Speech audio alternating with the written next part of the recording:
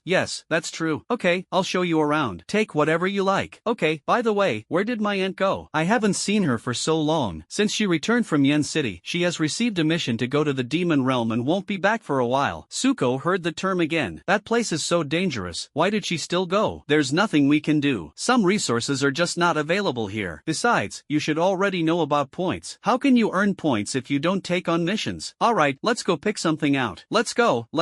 Upon arriving at the spirit tool area, Suko looked around, overwhelmed by the dazzling array of spirit tools on display. Which one should I choose? Suko felt really conflicted. His main ability is transformation, which means that armor, swords, and the like are useless against him. After all, some hand shapes are really not suitable for holding weapons. The Omnitrix allows him to transform his clothes when he transforms, but it can't transform his heart hard armor. He's even given Zhang Jianping the steel shield now. Therefore, the options he can choose are fixed. He can only choose those that provide daily assistance. Now that he has the carving knife and spirit brush needed to draw spirit patterns, let's get a pill furnace too. He arrived at the Danlu district. Su Feng, what are you doing here? Are you here to learn alchemy? Su Ku, yeah, isn't it said that this thing makes a lot of money? That's true, but alchemy requires a lot of talent. You don't need to worry about that. With so many forms, why would I be worried about not having talent? Su Feng wanted to say something, but when he thought of its bizarre and varied forms, he couldn't speak. Su Ku was picking and choosing here. Some are huge, like those in fantasy animations, while others are tiny, only the size of a head, or even the size of a palm. Although Su Feng had promised him he could choose whatever he wanted, he didn't want to go too far, so he chose a pill refining furnace the size of a basketball. The alchemy furnace was entirely black, its surface covered with spiritual patterns that emitted a 7-colored glow. The multicolored black was quite beautiful. Su Feng explained, this is the black mystic furnace, which is made primarily of black mystic iron. The spiritual patterns covering its surface have the ability to assist in controlling the fire, helping you to better regulate the flame temperature. Suka held it in his hand and weighed it in his hand, feeling very satisfied. That's why Suka chose this. The first reason is because it looks good. Secondly, it's because my storage ring couldn't hold everything, so I had to choose this size. Looks like I'll have to get a bigger storage ring sometime, but buying it with money is too expensive. It seems I'll have to resort to robbery. Suku was starting to think about Tiger Butler. If only someone like him could come along and contribute a storage ring, that would be great. After finishing his business here, Suku returned to the school. During dinner that evening, he told them about the mining dispute. Zhang Jianping's eyes lit up. So I'll have to go too? Suku, yeah, but it's okay. You're just there to make up the numbers. You don't need to put in much effort. Zhang Jianping almost choked to death on a mouthful of food. That hurts, bro. I'm pretty strong too, okay? I've already reached the threshold of the 7th dan, and I'm sure I can break through within 10 days. I estimate that the contestants are at least at the 3rd rank, and at the very least, they are definitely at the 2nd rank, 7th dan or higher. Zhang Jianping, I think I'll just go and make up the numbers. Wang Zhong, it's a pity we can't participate in this kind of competition. Suko, if you're willing to acknowledge me as your godfather, maybe it'll work. Roll. After finishing their meal, the 4 of them returned to their dormitory to focus on their training. The next morning, Suka took Zhang Jianping to pick up Su Bei, and then they went to an open space to practice their teamwork. The moment Zhang Jianping saw Su Bei, he couldn't help but lean close to Suka's ear and whisper, is she really adopted by your aunt? Yeah, what's wrong? Suka looked at him with some confusion. So that means you're not related by blood? Zhang Jianping looked at him expectantly. Suku, can't you be serious for once? By relation, she's your distant cousin. If you want to find a girlfriend, there will be plenty of girls to choose from at school after the semester starts. Oh, Zhang Jianping nodded helplessly, but he was still somewhat unwilling. However, since Suka had already said so, he had no choice but to give up. After calling Su Bei, the 3 of them went to the open space together. Suka cleared his throat and said, ahem, there are only 3 of us, so there's not much to say. Let's start practicing. After Zhang Jianping transforms, his body becomes large enough to help us block the enemy's line of sight, allowing us to launch surprise attacks and give you time to unleash your spiritual skills. Jianping, you'll have 2 roles. First, use your attack and speed skills to restrain the enemy. Second, activate Golden Feather to help us absorb as much damage as possible. Zhang Jianping, so, I become a meat shield? You could say that. It's because your cultivation level is too low. You should hurry up and cultivate. The previous 5 people were also called over to fight them in a 5v3 match. Suka had a premonition that he would likely have to face situations where he was outnumbered frequently, so he tried to use only one form as much as possible to get used to them, and hopefully they could help him restrain and wear him down for a while. Soon, the time for the battle arrived. The location was chosen to be inside a very large martial arts arena. Unlike the martial arts arena in Yen City, the martial arts arena here is more like a professional competition venue. It not only has a huge fighting ring, but also a row of spectator seats around it, allowing everyone to watch the battle. It's a bit like the Seoul Arena in a certain continent. Their match will also be held here. In the lounge, Su Feng was explaining the competition to them. The competition uses a 3v3 elimination system. Each team draws a random number, and the 2 teams that draw the same number will compete against each other. The winner advances and the loser is eliminated. Suko, as expected, given the author's abilities, this is the simplest competition format he could come up with. Su Feng, I originally thought that this battle was only for a small mining area, so the opponents were not very strong, but an unexpected thing happened. Suko, as expected, no matter what happens, there will always be unexpected events when the main characters are involved. Even if you say now that alien invasions usually don't happen at this time, I would still be sure that alien invasions will happen halfway through the fight. Su Feng, the small-scale mineral deposit was discovered by Tinkong Group, which is ranked 10th. The competition had a special rule. Whoever discovers discovered the mining area would have their team guaranteed a spot in the finals. Since they didn't want to waste any time, they sent a team, led by the group's heir, 19-year-old Zhang Tak. According to our information, Zhang Tak possesses an extremely rare, legendary talent, but he was kidnapped and sold into slavery. Read on, there's a reason. At 17, he unleashed his potential and awakened his inner power, killing the human traffickers. After arriving in the capital, he was found by the Zhang family. Now, after 2 years of cultivation, he has become a 4th-tier expert. Rumor has it that once his full strength is unleashed, he can even fight a 5th-tier expert. Suko, as expected, in any competition that the protagonist participates in, the unexpected thing is that an extremely strong opponent suddenly appears, and then the protagonist has a final battle with him, resulting in a thrilling fight. It's so classic. But I have a question. If he's the heir of the Zhang family, how could he have been abducted and sold into slavery? Su Feng, 10 years ago, a beast tide broke out in the capital. The scale of that beast tide was unprecedented. Most of the capital's experts went out to fight the enemy, and the ones who kidnapped him were members of the evolution cult. It seems that because the beast tide was too fierce, the evolution cult lost him, and human traffickers got their hands on him. Su Ku, was this information discovered through an investigation? Su Feng, they were released by the Zhang family. Then it's fake. Everyone knows it's fake, but no one knows the truth except them. By the way, since he was only found 2 years ago, he doesn't know much about human society. It took him 2 years of training and education to adapt, which is why his enrollment was postponed. He was specially admitted to Imperial Capital University based on his hard work, and he'll be your classmate then. Perfect timing. Getting to know his abilities beforehand will be helpful for future relationships with classmates. Just then, Muwan walked in. President Feng, the draw is over. Young Master Suku and his team will face the 82nd ranked Lightning Group, and they will be the 5th to go on stage. Suko, what a lack of technical skill in these names. Just because they're supporting characters who only appear once, they can't even give them proper names? This author is really terrible at naming things. Flying Dragon, keep cursing. Suko, what's wrong? If you're so capable, why don't you change the main character? Su Qing, of the 3 from the Lightning Group, the leader is a 3rd tier, 4th stage Lightning type psionicist, while the other 2 are 3rd tier, 2nd stage, and are not worth mentioning. The way you're saying this makes it sound like the only one among them who's at the 3rd rank, 8th level is a combat-oriented character. Suku, alright, let's get ready. The 5th one will be here soon. Su Feng, play well. If you get into the top 3 in this kind of competition, the organizers will also prepare individual prizes for the team. Although they are not very generous, they will all be useful for your cultivation. Don't worry, with me here, we're guaranteed to win. Although Suku and his team were in the 5th match, they hadn't been idle. They had watched the previous 4 matches as well. After all, every winning team could become their next opponent. Knowing yourself and your enemy is the key to victory. The first match was a battle between the 97th ranked and 92nd ranked teams, with Muling Pharmaceuticals, ranked 97th, ultimately emerging victorious. Their captain is a 3rd tier, 4th stage wood attribute combat type psionicist, whose strength is not to be underestimated. He is much stronger than the previous lackey. The teams in the later matches were all ranked below 50th, and were relatively weaker. Just as it was about to be Suka's turn, Su Feng suddenly remembered something and quickly reminded him, by the way, Xiaoko, after my investigation, apart from Tinkong Group, all the other teams are ranked after 50th. Our Youth Chamber of Commerce is ranked 99th, so we can play however we want against teams ranked 80th and below. But if we encounter someone ranked above 80th, we have to be careful. We mustn't offend them too much, otherwise we might find it difficult to establish ourselves in the future. Suka smiled, extended his right hand, made an OK sign, and said confidently, don't worry, I'm very good at understanding social dynamics. Seeing him like this, Su Feng felt a strange sense of tension rising in his heart, as if something was about to happen. He took a deep breath, trying to calm his inner unease. With the 4th group already eliminated, it was finally their turn to take the stage. Su Feng clenched his fist and looked at the other person with a determined gaze. The opposing Lightning Group squad was dressed in matching purple uniforms with lightning bolt patterns on them, which looked very cool. In contrast, Suko and his team were dressed casually, appearing somewhat loose-fitting. It wasn't that they didn't want to dress more formally, but Suko found it troublesome and felt that there was no need to take this level of competition so seriously. However, this approach made the opposing Lightning Group underestimate them. One of them sneered,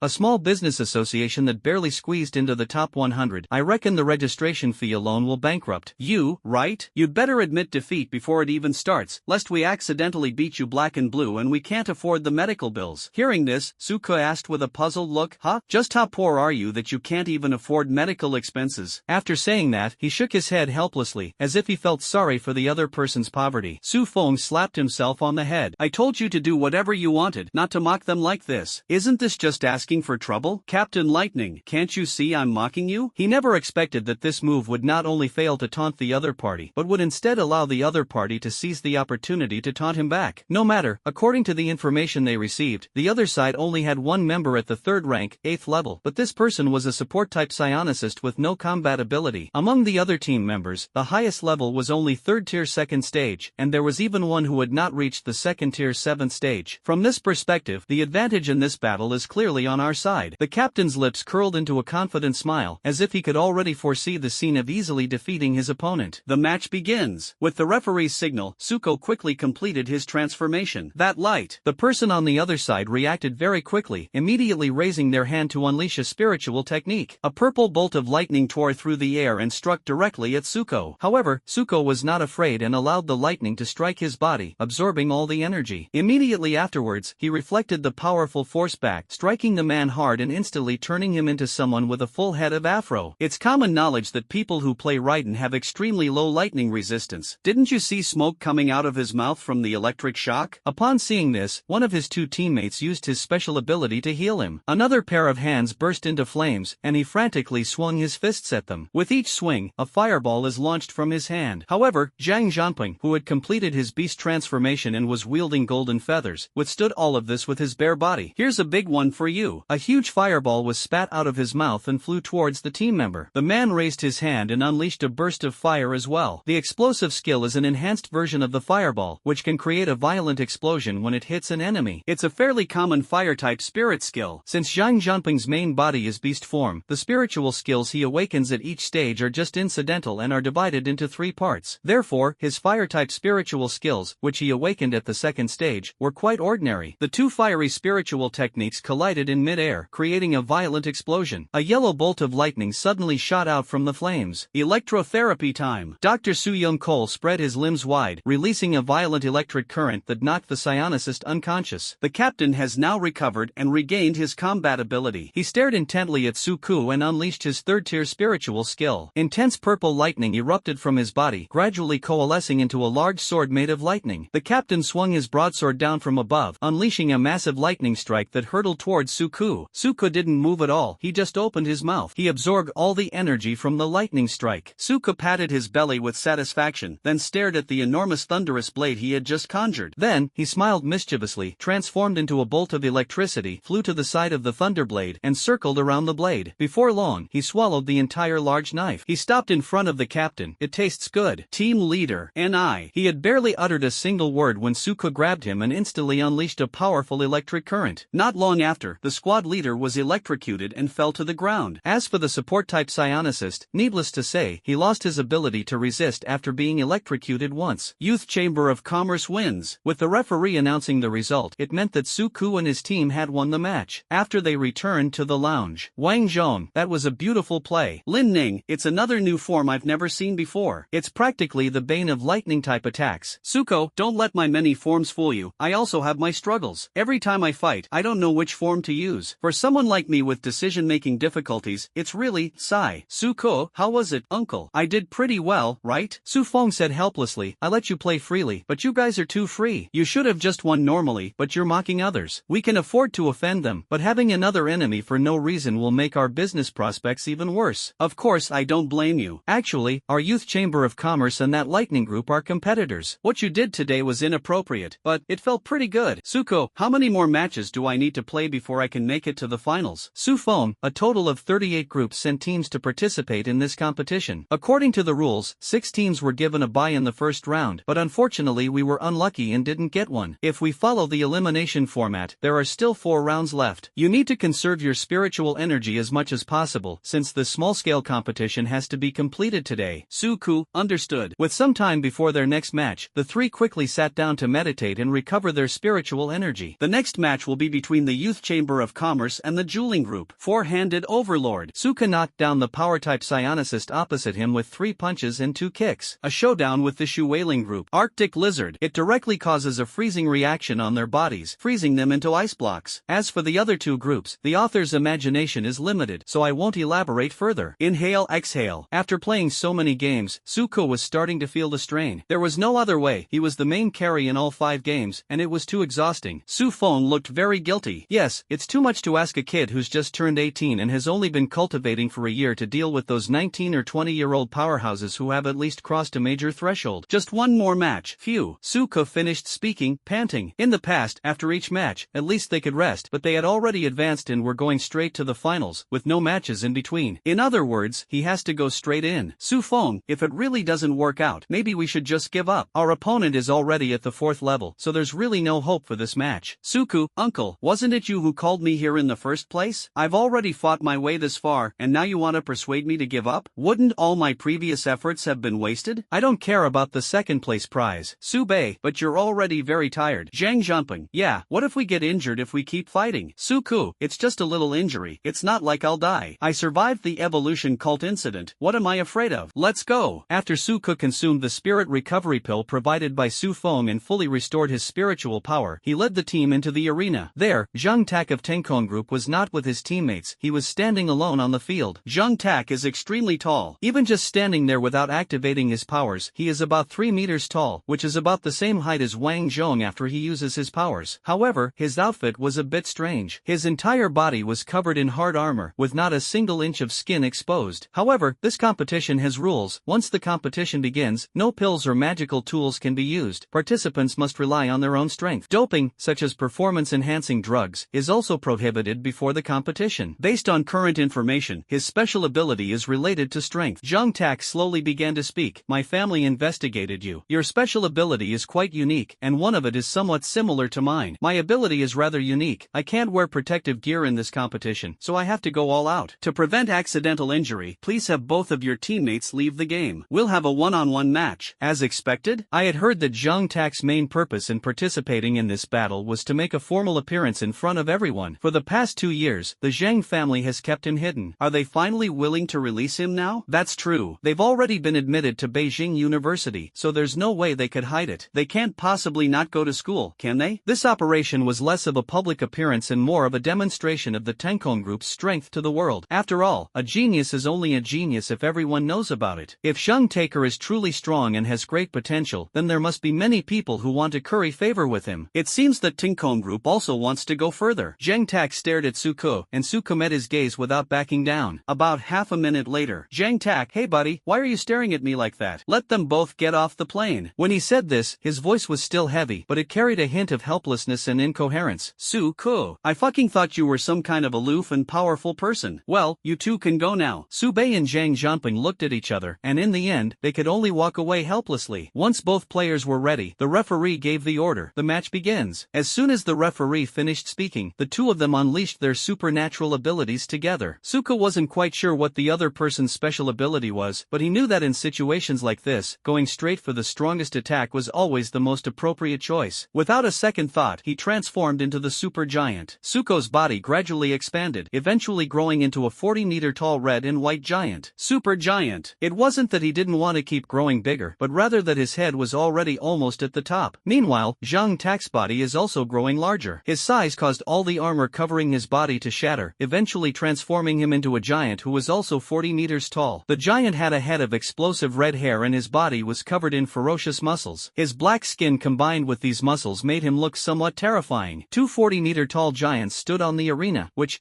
was originally spacious, now felt a bit crowded. At this moment, a thin middle-aged man came out. He looked quiet and gentle, exuding an air of scholarly refinement. Watching this scene, he laughed and said, "A duel between two behemoths. Such a wonderful battle would need a large enough venue." Then he made a sound, pointing to the surrounding audience who suddenly felt as if they were far away from the ring, even though nothing had changed. But when they looked at the arena, they suddenly noticed that the two people on the arena had shrunk. Meanwhile, Suko and Zhang Tak on the ring felt as if the ring beneath their feet had suddenly become much larger. Seeing the somewhat puzzled crowd, the middle-aged man chuckled and explained, "Don't worry, everyone, I simply expanded the space they were in." Everyone was shocked by these words. The person in front of them was actually a rare spatial-type psionicist. The reason why Suko and his team appeared smaller to the audience outside was because the space inside the arena had been expanded several times over. In their eyes, since the size of the ring hadn't changed, the two people's sizes would naturally shrink. Meanwhile, Suko and Zhang Tak in the arena felt as if the arena had become much larger due to the expansion of space. Suko, wait, who is this guy? Is he that powerful? Zhang Tak, if I'm not mistaken, this ability to expand space must belong to Wen Zhuangzheng, one of the 5 vice presidents of Imperial University. Suko, the vice president of Imperial University. Why would such an important figure come to watch a small competition like ours? Zhang Tak, I don't know. We can't guess what the strong are thinking. thinking. When Zhuangzheng, you two young men, are you still going to fight or not? I'm waiting to see. Upon hearing this, Suko looked at Zhang Tak and asked, shall we continue fighting? Zhang Tak, nonsense, of course we'll fight. Without the slightest hesitation, Zhang Tak rushed straight towards Suko. Undeterred, Suko charged towards his opponent. The two quickly closed the distance and simultaneously threw punches. The two enormous fists collided violently, the powerful force causing the surrounding air to tremble violently. Immediately afterward, Zhang Tak struck first, throwing another punch from below. Suko keenly noticed this and immediately grabbed it tightly with his other hand. Then, the two of them tacitly stepped back a short distance and looked at each other. At this moment, Zhang Tak's entire body radiated red energy. This was his innate talent, the power of blood and qi. This vital energy and blood perfectly integrated into every corner of his body, making his muscles firmer and more robust. This was his first-tier spiritual skill, vitality and blood infusion. The effect of just a first-tier spirit skill is already equivalent to Wang Zhong's talent. Is this legendary talent? Truly terrifying. However, Suko was fearless, because the powerful racial form of the Colossus gave him unparalleled confidence. The two clashed violently again, but this time Suko was at a disadvantage. As soon as they made contact, the other side pushed him back with overwhelming superiority. Such an astonishing increase in power? Is this how unreasonable a legendary talent is? How are other people supposed to play? After all, Suko's current level is still too low. He is only at the 3rd level, while his opponent is at the 4th level, and the difference in strength is huge. Suko quickly raised his hand and released 2 beams of light that were 8/10 of their original size, shooting them toward his opponent. Unfortunately, these light wheels were easily shattered by the opponent's fist. Then, the opponent pounced again, and Suko had no choice but to raise the barrier in time to defend himself. Fortunately, the barrier was strong enough that his attack did not break it. Taking advantage of the moment when the opponent was stunned after his sprint, Suko decisively swung the barrier and slapped him hard twice. Sparks flew everywhere. Suko frowned, feeling that it was still not enough, so he pushed hard with his knee, instantly splitting the barrier in two and stabbing the sharp part directly into the other person's body. Seeing this, Lin Ning couldn't help but exclaim, "This guy copied me." As the barrier dissipated, Zhang Tak quickly covered the 2 wounds on his body that had been stabbed. Blood had begun to flow from the wound, but he simply wiped it away with his qi and blood, and the wound quickly healed as before. Suko exclaimed in surprise, "This thing even has healing abilities." Zhang Tak replied dismissively, making a fuss over nothing. As soon as he finished speaking, his blood and qi surged again. This time, the power of his blood and qi covered his skin, forming a golden armor. On his helmet, a pair of large, pure white horns grew out, somewhat resembling bull horns. This is Zhang Tak's 2nd-tier spiritual skill, blood and qi armor transformation. After donning the armor, his aura surged once more, making him even more powerful. His defensive capabilities have also been greatly enhanced. Immediately afterwards, Zhang Tak charged towards Suko with immense blood and qi power. The red aura emanating from him and the golden armor complemented each other, making him look like a terrifying beast. Suko dared not be careless, so he mobilized his spiritual power and placed his hands on the Omnitrix symbol on his chest. The symbol on his chest flashed, and the red and white skin of the Colossus was gradually covered with red. Power form. Please refrain from criticism, as this is a personal interpretation. In this form, his strength and defense are greatly enhanced, and his eyes are filled with confidence and determination. Without hesitation, he sprinted towards Zhang Tak at an astonishing speed. In the blink of an eye, the two collided violently again. However, this time the situation was different. Although Zhang Tak's strength was still formidable, Suko was not pushed away as easily as before. Instead, they stood facing each other like 2 unshakable mountains, locked in a stalemate. Well,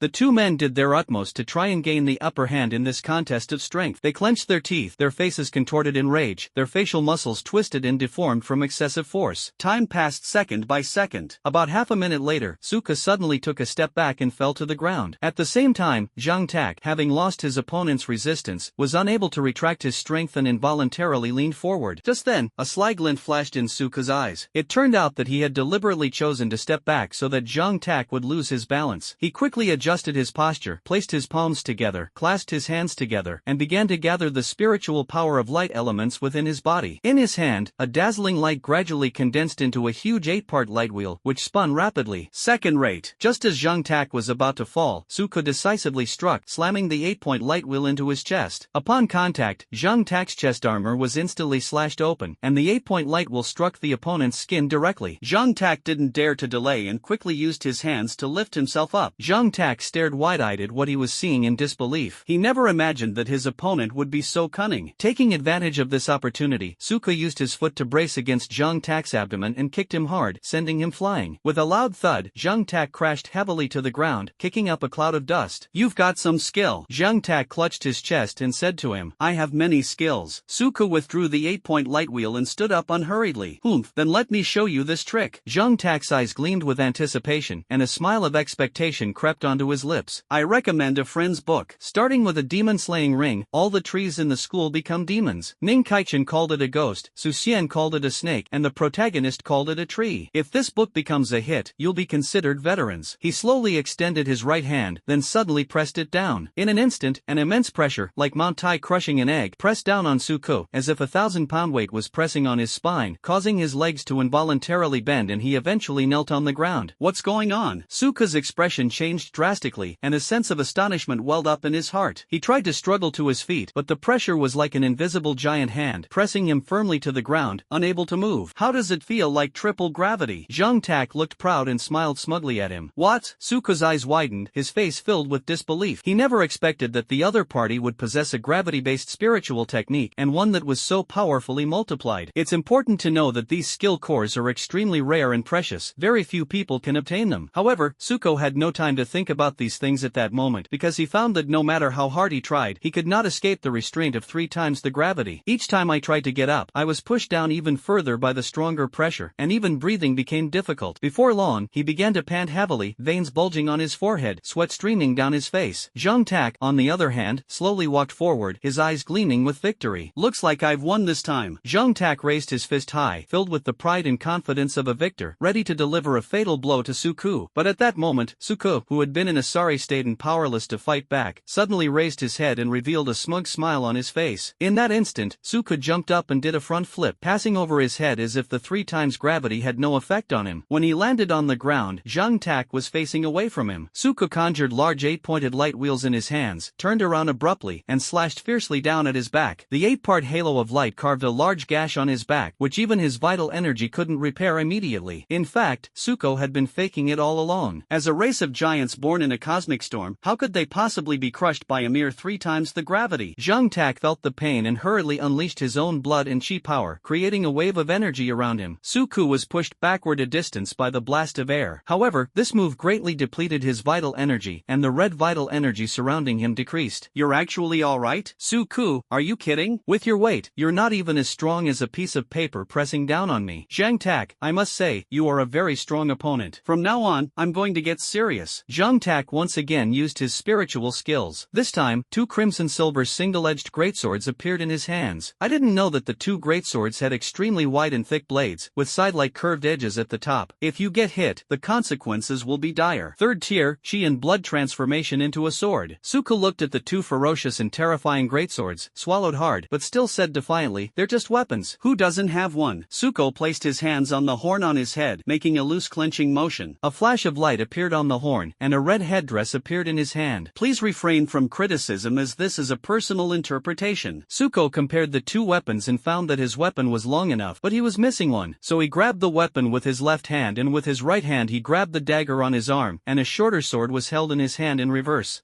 I feel much more at ease now. This time, the 2 sides escalated from close-quarters combat to a clash of weapons. Zhang Tak saw Suko's long sword and a hint of disdain flashed in his eyes. You think you can fight against my greatsword? You're overestimating yourself. With that, he brandished his greatsword and charged toward Suko. Seeing this, Suko quickly raised his head dart to meet the attack. The 2 immediately engaged in a fierce battle. The greatsword and the headdress clashed repeatedly, producing a series of ear-piercing metallic clangs. Each impact generated a powerful force, causing both of their bodies to tremble slightly. Suko felt the immense power emanating from the opponent's greatsword and was secretly astonished. This guy's strength was truly remarkable. However, he did not back down, but gritted his teeth and persevered, constantly using his headdress to block the opponent's attacks. Zhang Tak, on the other hand, became more and more excited as the fight progressed. He found the guy in front of him to be incredibly interesting, as he was able to fight him to a standstill. He decided to no longer hold back and launch a full-scale attack. He wielded his greatsword faster and faster, with increasing force. Suko gradually found himself unable to cope and could only defend passively, but he gritted his teeth and refused to give up easily. Finally, after a violent collision, the headdress in Suko's hand was severed by the greatsword, and he was sent flying backward. Zhang Tak laughed loudly. Ha, how about that? Now you know how powerful I am. It's not too late to surrender. Suko got up from the ground, wiped the blood from the corner of his mouth, and sneered, you want me to surrender? No way. After saying that, he placed his hands on his head as if making a fist, and a headdress appeared in his hands. Seeing this, Zhang Tak showed a hint of surprise on his face. I didn't expect you to have such abilities, but this time, you won't be so lucky. As he spoke, he once again brandished his greatsword and charged towards Suko. The two began a new round of fierce fighting. However, given this disparity, Suko has consistently been at a disadvantage. Zhang Tak seized the opportunity and kicked Suko in the chest, knocking him to the ground. Taking this opportunity, he raised the two greatswords in his hands, ready to slash at Suko. Suko quickly gathered his energy in his hands, forming a cross shape to release light. Cross-shaped flash. Zhang Tak couldn't dodge in time and took a solid hit. The power of light is far greater than that of an 8-pointed aurora. This blow created a large, bloody wound on his chest. Zhang Tak, great, let's try this one next. The accumulated qi and blood surrounding Zhang Tak suddenly became chaotic. The red qi and blood released from his body became more and more abundant and thicker, even burning like flames. Ugh! Ah! With a loud shout, Zhang Tak's body grew even larger, and his muscles bulged even more. Fourth stage, blood and qi burst. Unleashing the full power of one's blood and qi, one can significantly enhance their physical attributes in a short period of time. This spiritual skill is very similar to Berserk, but compared to Berserk, Bloodburst is more stable, does not affect rationality, and has no weakness period as long as it is stopped in time. Even if you use it for a long time, you can recover quickly as long as you eat more good food to nourish yourself. Suko, you're really going too far. The legendary level is just too unfair. However, Suko couldn't just watch him complete the enhancement. He hurriedly released a beam of light to try and interrupt him. However, the blood and qi surrounding him were so intense that they even formed a protective shield around him. Soon, he completed his skill release. The Zhang Tak was no longer the original Zhang Tak but an enhanced Zhang Tak. Zhang Tak raised his two greatswords and charged towards Suko. Suko releases L-shaped rays. Bright Ray. This is just a random name. I'll keep using it from now on. This attack was several times more powerful than the previous one, but Zhang Tak simply held his two greatswords in front of him and actually blocked the beam of light. He even moved forward against the light, though very slowly. No, this can't go on. If this guy gets close, we're done for. He discovered the power form by chance. He originally wanted to try to find a speed form, but he failed, probably because he hadn't reached the required level. Flying consumes too much spiritual energy. He'd probably run out of energy before he could even break through the opponent's defenses. As Zhang Tak drew closer, Suko suddenly remembered the Ultraman storyline he had watched in his previous life. He lowered his right hand, turning the light into a crosshair of flashes. Although this method has less power, it is easier to control. Then Suko clenched his fist, and the light beam became even thinner. He flicked the beam of light in his hand, and it instantly flew up like a noodle, bypassing the opponent's defense and hitting him on the head. This time, the light broke through his qi and blood defenses and struck his helmet. Although the light was too weak to penetrate the helmet, its immense power still momentarily disoriented him. Suko gathered all his energy and made an X shape with his hands. Cosmic Miracle Ray. A powerful beam of light shot out from Suko's arms. Since Zhang Tak had not yet recovered, he was unable to defend himself and was directly hit by the beam. The body's defenses have been breached. The qi and blood transformed the armor and shattered it. Strengthen and break through with qi and blood. After breaking through all three layers of protection, the light shone directly onto the opponent's body. His immense power rendered him utterly powerless to resist, and he was ultimately forced back to his original form. Surprisingly, after being knocked back, the opponent's body shrank, but its appearance remained unchanged. Suko, what happened? Not only him, but the audience was also very puzzled as to why Zhang Tak did not turn back into a human, but instead remained in his previous form. This doubt lingered in everyone's minds, to the point that they all forgot to cheer for the champion. Suko has now reverted back to his original form because he used up a lot of spiritual energy in his final move. He tried to help Zhang Tak up, but Zhang had already gotten up on his own. Zhang Tak clutched his chest and said weakly, "You won. The mining area is yours now." Only then did the referee realize what was happening and announce the result of the match. The winner is the Youth Chamber of Commerce. Only then did the audience realize what was happening and begin to cheer for Suko. But Suko seemed not to hear him and walked straight up to Zhang Tak. "Your body?" Zhang Tak waved his hand and said, "It's nothing, just a little accident. I'm used to it." Suko, but before Suko could finish speaking, a violent energy fluctuation suddenly emanated from the surroundings. A powerful surge of dark elements swept in, darkening the entire area considerably. When Zhuangzheng, who had been watching the game from the audience, merely raised his head slightly, and after not sensing any malice, he made no further move. Immediately, Zhang Tak's body was enveloped in a layer of shadow, merged into the ground, and vanished from the spot in an instant. Suko was covered in sweat. Just now, he felt an intense pressure, as if it were going to crush his internal organs. Fortunately, the oppressive aura came and went quickly, disappearing after Zhang Tak was taken away. Suko could clearly sense that the oppressive force was not directed at him, it was just that he was too close and was affected by it. Just how powerful must one be to exude such an oppressive aura? Suka thought about it with lingering fear, and at the same time, he gained a more intuitive understanding of the gap in strength between himself and the strong. When he dragged his tired body back to the lounge, he found the person who had helped them expand the size of the arena sitting inside. Although Su Feng and the others were also sitting to the side, they were all somewhat apprehensive. Su-ku, uncle, what are you doing here? As a boy who grew up on Earth, this is what his place has always been called. He couldn't bring himself to say senior or anything like that. It wasn't that it was embarrassing, it was just that he wasn't used to it and the concept didn't really come to mind. Although Suka thought it was normal to call someone that, the others didn't think so. When they heard Suku actually call the other person uncle, they were so frightened that they broke out in a cold sweat. Su Feng quickly stood up, went to Suku's side, and whispered a reminder, "Little Ku, this is the vice president of Imperial University, a 7th level expert, you're being very rude." As soon as he finished speaking, the man stood up with a smile. It's okay.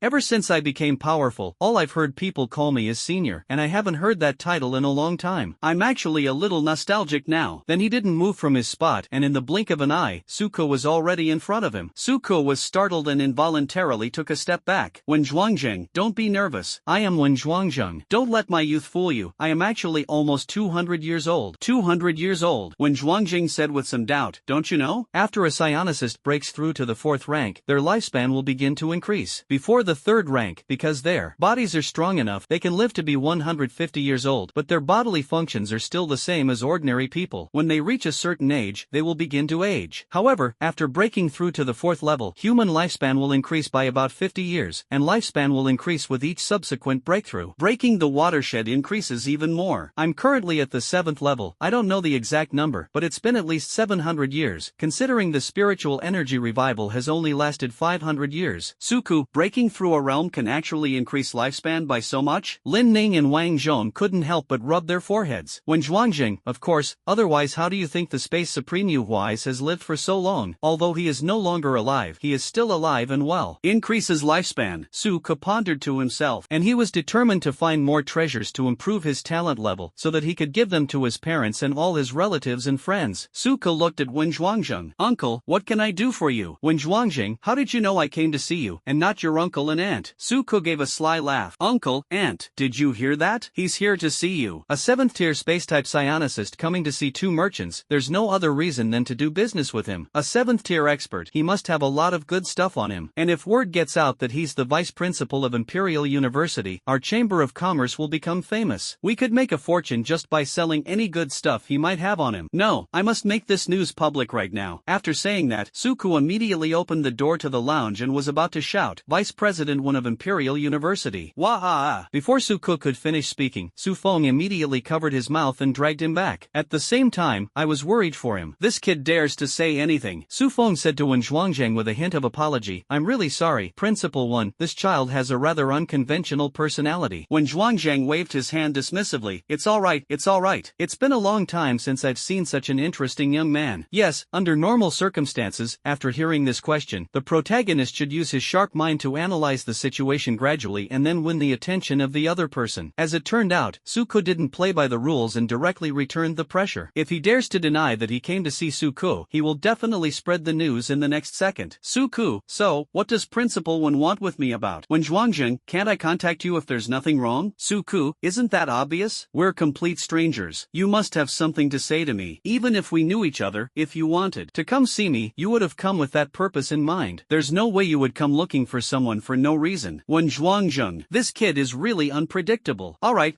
I did come to see you this time because I really have something to discuss. Please tell me, let me think about whether I should agree." Wen Zhuangzheng, what an honest lad. "Ahem, I watched your fight with that Zhang kid just now. It was quite good." "What's good about it?" Wen Zhuangzheng, he couldn't help but look at Su Feng. Does this kid always kill the conversation like this? This guy is a total conversation killer. Su Feng, we're not too sure about that either. Then he turned his gaze to Zhang Zhanpeng and the others. They all shook their heads, indicating that they didn't know. When Zhuangjing said, "Hey Su family brat, I'm a 7th level expert. Aren't you afraid of angering me and leaving you all here?" When Zhuangzheng, the vice president of Imperial University, is being killed. Wah-ha-ha. Su Feng pulled Suku back once again. "Suku, do you want to kill me or not?" When Zhuangzheng, it must be admitted that he lost, and lost completely. He had lived for nearly 200 years and had never seen such a shameless person. "Suku, hee, uncle, just tell me what you want from me. Don't waste time, or the readers will say we're padding our posts." When Zhuangjing took a deep breath, "Alright, I'll just say it straight. In the match just now, I saw Zhang Tak use a gravity-based spiritual technique on you, but you were completely unharmed. Is your form immune to gravity? Suku, it's not that it's immune to gravity, it's just that it has a higher resistance. If the difference in gravity is too large, it will still have an impact. When Zhuangjing nodded and said, "It's alright, this is good enough. I have a great opportunity here. Are you interested?" "Not interested. I knew you'd be interested. This opportunity is..." "Wait, what did you say?" "I said I wasn't interested." When Zhuang almost lost his composure, staring at him and saying, "Why? That's an incredible opportunity. It will bring you countless benefits." Suka shrugged and said, "You just said it yourself, it's a great opportunity. If a 7th level expert like you calls it a great opportunity, how could a little Karami like me possibly accept it? To obtain this opportunity, one must overcome considerable danger. The opportunity is good, but one must also be alive to enjoy it. I'd rather not." When Zhuangzheng, what a clear-headed kid. "Do you know how much benefit this opportunity will bring you if you seize it? I value life more than any chance. If you seize this opportunity, it will be extremely beneficial not only to you, but also to the country. When I grow into an unparalleled powerhouse in the future, I will slaughter the demon realm, and the benefits will be even greater." "Are you really that confident?" No matter how much Wen Zhuangjing tried to persuade him, Suka just wouldn't budge. In the end, he could only sigh helplessly. "Sigh. Alright, since you're so unwilling, I won't force you. Okay, I'll go first. I need to quickly select the candidates and start emergency training for them." Suku, emergency training? Wen Zhuangjing, yes, there is still 1 month left. During this time, all those who have been selected to participate in the competition for the opportunity must undergo intensive training. Suku, then does that mean we don't have to do military training? Wen Zhuangjing, isn't that obvious? This has already involved the national level, and it's much more important than student military training. Suku, Principal 1. Wen Zhuangjing, huh? Actually, if you could try to persuade me a little more, maybe I'd be convinced.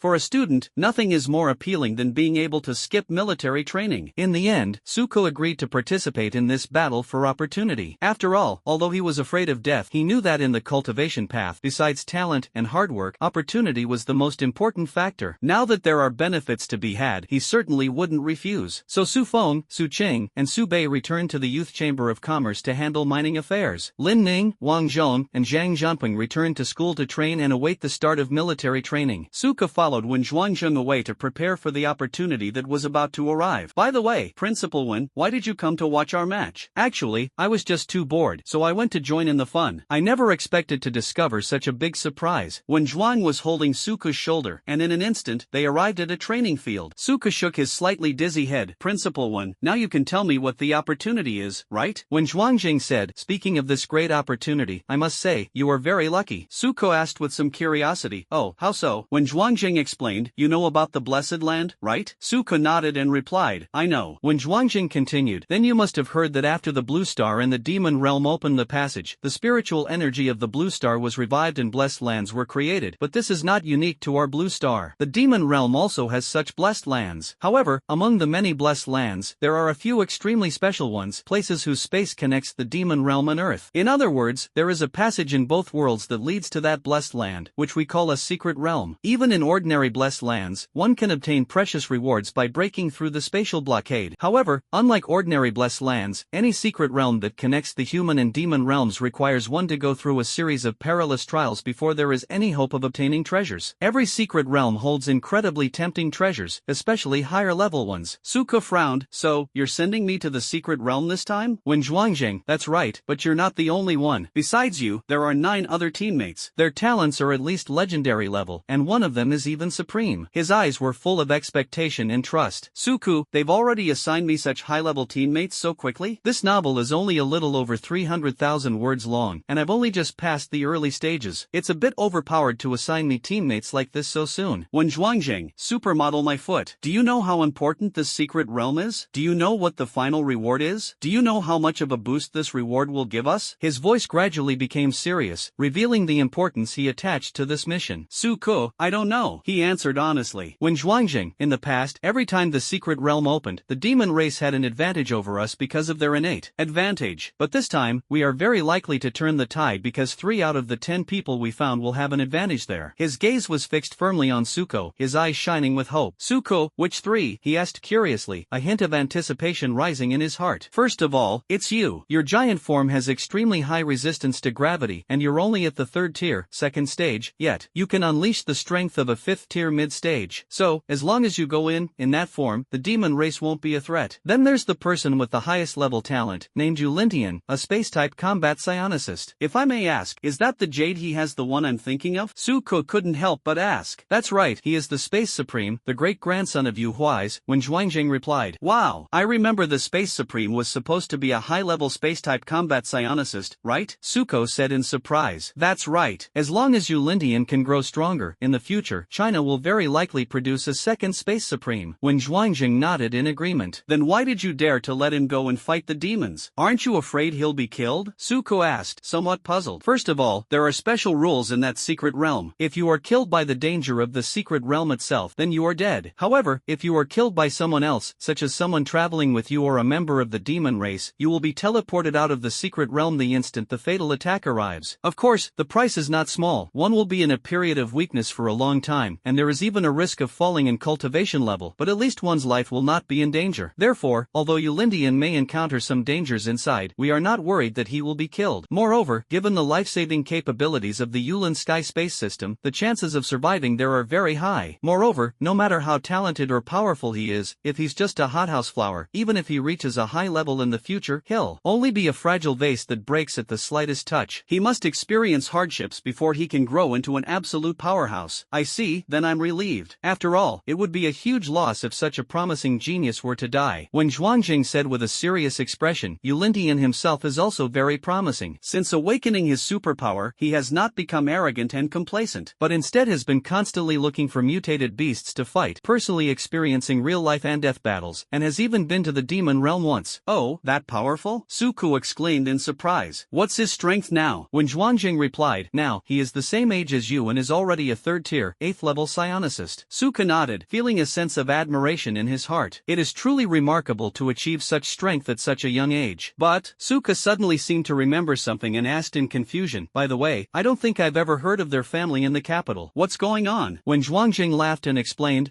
that's normal. Because their family doesn't even live in the capital. Suka's eyes widened in disbelief as he said, Yu Huai's descendants can't even afford to live in the capital? That's too strange. When Zhuangjing shook his head and patiently explained, of course not. In fact, quite the opposite, their family is quite wealthy. The reason they don't live in the capital is that the Yu family has built their own city and hidden it away, unknown to the outside world. Build your own city? Suka gasped. That would require an unimaginable amount of wealth. When Zhuangjing smiled and said, that's only natural, after all, they are the descendants of the Space Supreme. And what about the third person? The third person is named Guanyu, a legendary gravity-type psionic user who can control the gravity around her. You could say she's even more suitable than the two of you. Suku, by the way, you keep bringing up gravity. What kind of secret realm is this time? When Zhuangjing, the secret realm you are going to in a month is called the Super Heavy Secret Realm. It only opens once every 30 years. This secret realm has a restriction, one of which is the restriction on the strength of those who enter. Spiritual energy users above the 4th level cannot enter. No wonder you came looking for me. But is my cultivation level too low? It's alright. What I value is your combat strength and uniqueness, not your cultivation level. The environment inside the hypergravity realm is very special. Upon entering, the gravity is twice that of Earth and it gets stronger the deeper you go. Gravity? No wonder it's called the supergravity secret realm. What's inside? There are many rare and precious materials in the area, the most precious of which is the crimson blood fruit. Crimson blood fruit? That's right, it's an extremely precious natural treasure. Consuming it can improve your talent level. Such a wonderful thing exists. Every time the secret realm opens, 30 crimson blood fruits will be born inside. There are 20 beginner level, 7 intermediate level, and 3 advanced level stones. A basic crimson blood fruit can raise a person's talent level from the excellent level to the earth level. Intermediate level can be upgraded from earth level to heaven level. And the advanced level can elevate the heavenly level to the legendary level. The crimson blood fruit is so powerful. Does that mean if we manage to snatch those 3 high-grade ones, we'll instantly gain 3 more people with legendary potential? That's true, but in the past, those 3 high-grade crimson blood fruits were basically monopolized by the demon race, and we rarely managed to get any. Why? Of course it's because of the demon race. Their bodies are naturally much stronger than ours. They can withstand a certain degree of gravity just by relying on their physical strength, while we need to constantly circulate our spiritual energy to barely offset it after we go in. Of the 10 people this time, apart from the 3 of you, the other 7 are all physical-type psychics. They either possess the ability to enhance their physical abilities or transform into beasts, requiring only a small amount of spiritual energy to withstand the effects of gravity. Suko, but in addition to their physical abilities, the demon race also has its own special abilities. As a result, we need to use our special abilities to barely be on the same starting line as them. When Zhuangzheng, that's why we've always been inferior to the other side. Their inherent advantages are just too well suited to the environment of that secret realm. But this time, besides Yulindian, we also have a gravity-type psionic user, and with your gravity immune form, we can definitely reverse our previous disadvantage and turn the tide. When he said this, his tone was even somewhat agitated. Suku, so, if we successfully return from the superweight secret realm, how will the benefits be divided? Although Suku only asked about the benefits, when Zhuangzheng knew that what he really wanted to know was how the Crimson Bloodfruit would be divided. When Zhuangzheng, apart from the Crimson Bloodfruit, all other gains you obtained in the super heavy secret realm belong to you. As for the Crimson Bloodfruit, it will be distributed according to your contributions. Only the top 3 will receive a basic Crimson Bloodfruit. This fruit is extremely precious, the country desperately needs it, and we can't give too many to you privately. I hope you understand. Don't worry, I understand. How do you describe the contribution? We will send out 10 people, and the demon race will send out 10 ferocious beasts. If you manage to kill one there, you'll be rewarded with a basic Crimson Blood Fruit. If you don't bring back enough Crimson Blood Fruits, you'll be given other items to make up for it. As for the others, rescuing teammates in distress in the secret realm will earn you a certain contribution, and donating the rare and precious materials you bring back will also count towards your contribution. The top 3 winners will be awarded Crimson Blood Fruit. We will provide you with professional recording equipment to document your contributions. Suku asked doubtfully, won't the recording equipment be damaged by gravity? When Zhuangzheng, of course, it's based on this special rule. Another restriction in the super heavy secret realm is that spirit tools of the finest grade or higher are prohibited from entering. While this level of magical artifact can't help you counteract much gravity, it's still enough to make the artifact itself resist strong gravity. Actually, this is also a form of surveillance to prevent you from having conflicts, since people's hearts are unpredictable. There have been such scoundrels before who, unable to resist the temptations of the demon race, turned against their own kind. Back then, besides him, 6 of the other 9 died. Those were all legendary level talents, destined to become pillars of the human race. When Zhuangzheng said this, he even gritted his teeth, which clearly showed that he also hated that person very much. Suka nodded, offering no objection. Suko would be disgusted if they used underhanded methods to monitor their every move. On the contrary, Suko felt more comfortable saying it directly and clearly now. Suko, where are the others? When Zhuangzheng, they are training in the gravity chamber right now. I'll take you there. When Zhuang was leading the way for him, and before long, the two arrived at the gravity chamber. Upon opening the door, they found 9 people already inside, each standing in a cylindrical gravity chamber. They trembled all over from the weight of gravity, drenched in sweat. When Zhuangzheng, the powerful gravitational pressure has a very good effect on improving physical fitness and is very popular among physical-type psionicists. However, getting in here requires a significant number of points, but since you're here for emergency training, you can use them freely. Then he stepped forward and shouted, "Everyone, please stop for a moment." After saying that, the gravity chamber stopped operating, and the gravity inside returned to normal. Everyone suddenly relaxed and collapsed to the ground. Suka noticed that there was only one girl among the 9 people, which must be Guan Yu from the gravity system. When Zhuangzheng, let me introduce you all. This is your 10th teammate. But they were too busy panting on the ground to pay any attention to what was happening here. One person, who was in relatively good condition, opened his eyes, glanced at the scene, and after struggling to stand up, instantly appeared in front of Suku. The man had distinct features, with sharp eyebrows and bright eyes. Although he was tired, his eyes were exceptionally firm. Although he had a gentle appearance, he always exuded a chilling aura. Is this description acceptable? I've been searching online for ages. Upon seeing the other person's actions, Suku immediately guessed his identity. The man extended his hand and introduced himself. "Hello, my name is Yulintian." After confirming his identity, Suku extended his hand and shook hands with him. His hands are broad and strong. Shaking hands with him always gives me a sense of security, as if I am being protected behind me. "Hello, my name is Suku." After Suku introduced himself, the others managed to respond. They came over and surrounded Suko. Suka scratched his head, somewhat embarrassed, and said,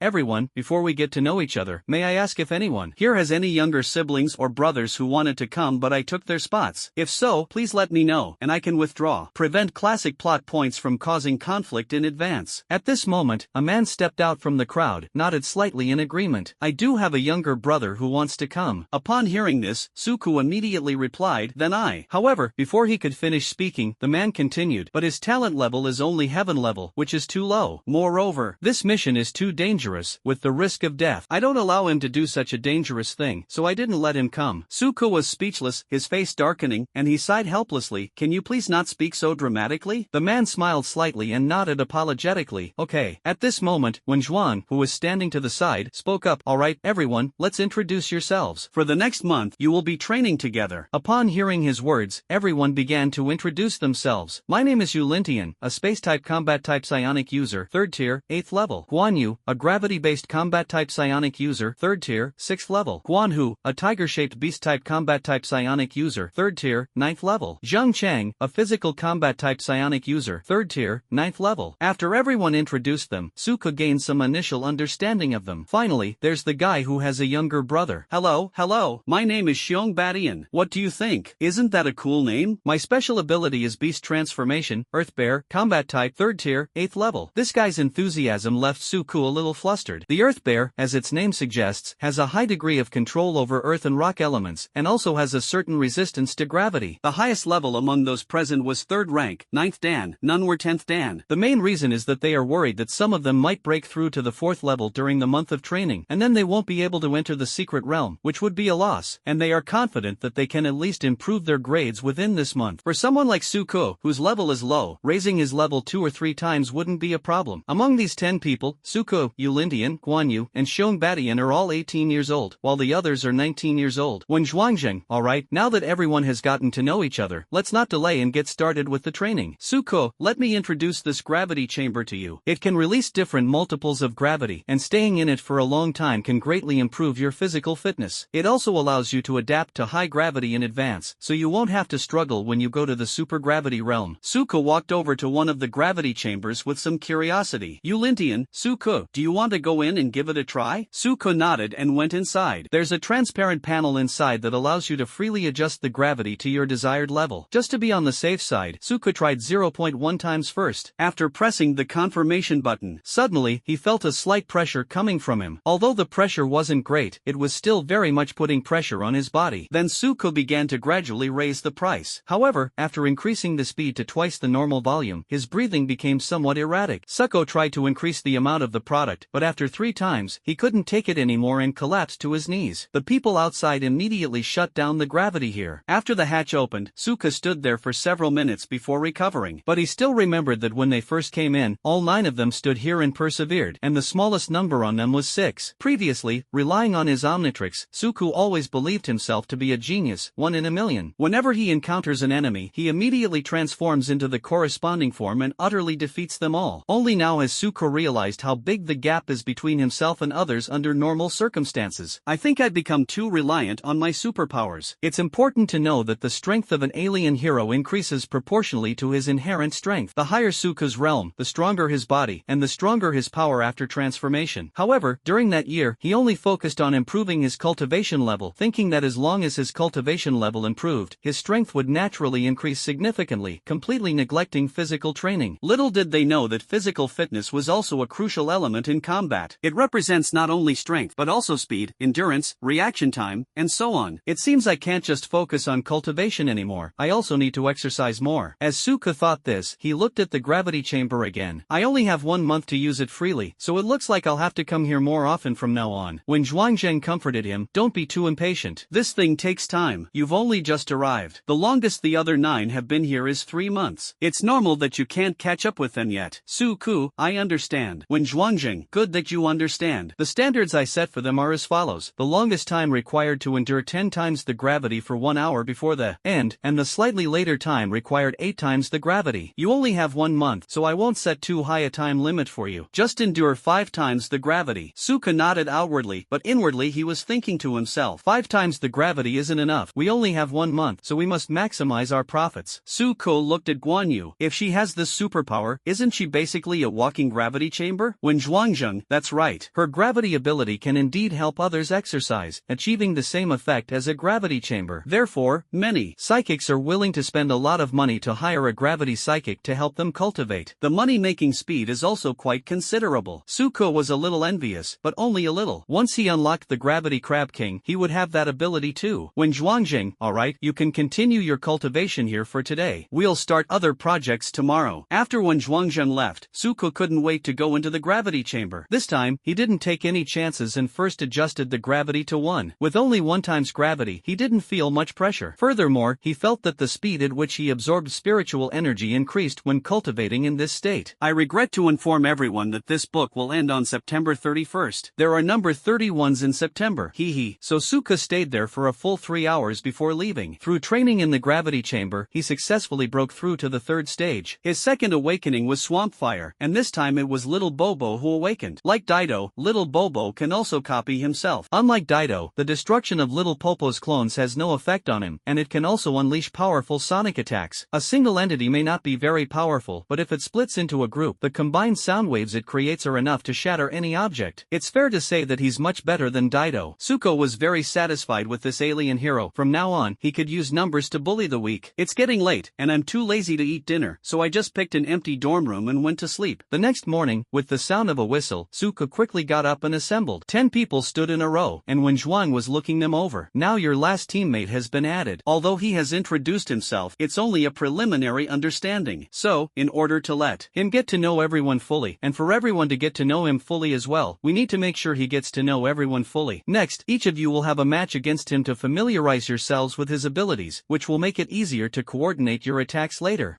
Suka pointed to himself in disbelief. Me alone? Take on all 9 of them? Is this appropriate? Is it inappropriate? Suitable my foot. With their strength, I could barely handle 1 or 2 of them, but you want all 9 of them to take turns. Principle 1, we don't have any deep-seated grudges, do we? When Zhuangzheng, what? Are you scared? Suko, yes. When Zhuangzheng, you admitted it so easily? What about your dignity? Suka said that dignity is nothing in front of one's own people. Even if you asked me to fight 9 islanders or a 9-headed monster, I wouldn't be afraid. Suka was about to say something when Yulintian walked over and patted him on the shoulder. Don't worry, buddy, we've been through this before. I could guess that. The key is that there weren't that many people back then. What's the big deal? You're just taking on 9 people in a row. Back when Xiong Badian arrived last, he took on 8 people in a row. It's not much different. Suka looked at him, and Xiong Badian nodded. What happened to you? Xiong Badian, seeing his appearance, Suku immediately understood. You guys were really trying to trick me. When Zhuangzheng, alright, stop complaining. You'll have a break in between. Hurry up and get ready. Who wants to go first? Yulintian, then I'll go first. Suku. So you're giving me hell difficulty right from the start? Yulintian, don't worry, I'll try my best to hold back. Thank you so much. On a huge field, Suko and Yulintian stood facing each other. You transform first. Suko selects suitable alien heroes. The opponent is a space type, and it seems there's no one who can counter him. After thinking about it, he chose Ghost Shadow. At least he can't touch himself. Suka pressed the dial. Seeing Suka's expression, everyone present became excited. Yulintian, the Ghost Clan. No, that's not right. They just look alike. Suku, the Ghost Clan? What are those? Yulintian, let me see if you have the ability first, then I'll tell you after the fight. Innate skill, teleportation. First rank, spatial slash. Yulintian teleported instantly and appeared in front of Suku. With a raised right hand, a nearly transparent spatial slash was instantly unleashed. Suku reacted quickly, immediately using his ethereal ability. The spatial slash pierced directly through his body. Even so, Suku was still sent flying backwards. There was an extremely small scar in the middle of his transparent body. Although casting the void spell grants immunity to attacks, Suko himself remains within this space. As long as he doesn't completely disappear, spatial abilities can hit him. However, Suko clearly felt that the damage he suffered was not commensurate with the power of the skill itself. He seemed to be immune to about 60%. Yulintian, that's right, the ability to become nothingness and its strong resistance to spatial abilities are very similar to those of the Ghost Clan. Suku, what exactly are the Ghost Clan? Yulintian, they are an extremely powerful race in the demon realm. According to their strength, the Ghost Clan can be ranked 27th. When Zhuangzheng, actually, with the individual strength of this race, they are more than qualified to rank in the top 10, but they have a flaw, which is that their fertility is extremely poor. Sometimes, it might take 50 years for a single offspring to be born, so the population of this race is extremely small, not exceeding 500 to this day. Suku, then you guys say my form looks a lot like the Ghost race. Yulintian, that's right. As the name suggests, the Ghost Clan is somewhat similar to the ghosts or spirits in our legends. It is composed of a cloud of smoke-like substance that can transform between solid and void. Once it becomes void, it becomes completely immune to physical attacks and large amounts of energy attacks. Furthermore, after becoming nothingness, gravity no longer affects them. When Zhuangzheng, however, this race has a fatal weakness, which is that they are extremely afraid of mental power. No matter what form they take, they cannot resist mental attacks. Anyone with stronger mental power than them can kill them. However, this race excels at mental power, so it is extremely difficult to surpass their mental power. Even the weakest individual among the Ghost Clan at the same level possesses mental strength equivalent to a heaven-level mental energy user here. Suka changed back to his original state. This isn't just similar, it's exactly the same as my ghostly figure. Yulintian, besides mental power, only spatial ability abilities and energy attacks that are powerful enough to surpass the Ghost Clan's own can harm them. Suko, let me guess, is it possible for that race to possess others, control their consciousness, or even devour their souls? When Zhuangzheng, how did you know? Could it be that? Suka nodded. I can do that too. Hearing Suka's words, everyone was surprised once again. When Zhuangzheng's body even trembled slightly. My dad, my mom, my grandma, my great-grandma. Ha ha ha. My god, can you really do that? Don't lie to me. Suka transformed back into a ghostly figure and burrowed directly into his body. As soon as he entered, he felt an immense sense of oppression. He struggled to look up and discovered that his spiritual power was as vast as the ocean, far greater than Zhang Xian's. In this ocean of spiritual energy, Suka was like a small boat, which could be capsized at any moment, so he quickly retreated in fear. As soon as he went outside, he was forced to exit the transformation and collapsed on the ground like a ragdoll, covered in cold sweat. Such a huge difference in mental strength shocked and terrified Suku. He had no doubt that if when Zhuangzheng wanted to kill him, the moment he entered that sea of mental strength, the other party could use his mental strength to annihilate him. When Zhuangzheng hurriedly helped him up and said excitedly, "That's right. Although your strength is still very weak and the impact on my mental power is negligible, I did feel a mental power invasion just now, which proves that you do have such an ability." Suko was still somewhat shaken. He was breathing heavily and said with lingering fear, "I will never try to cross realms to invade other people's mental world again. It's just too terrifying." When Zhuang patted him on the shoulder and comforted him, "Don't worry, you're just at a low level right now and you don't specialize in mental power, which is why this is happening. Once your strength improves, you'll naturally be able to master this skill better." Then Suko was transformed again, and Guan Yu was made to exert gravity on him. It was discovered that Suko was completely unaffected. This made everyone even more excited. When Zhuangzheng, good.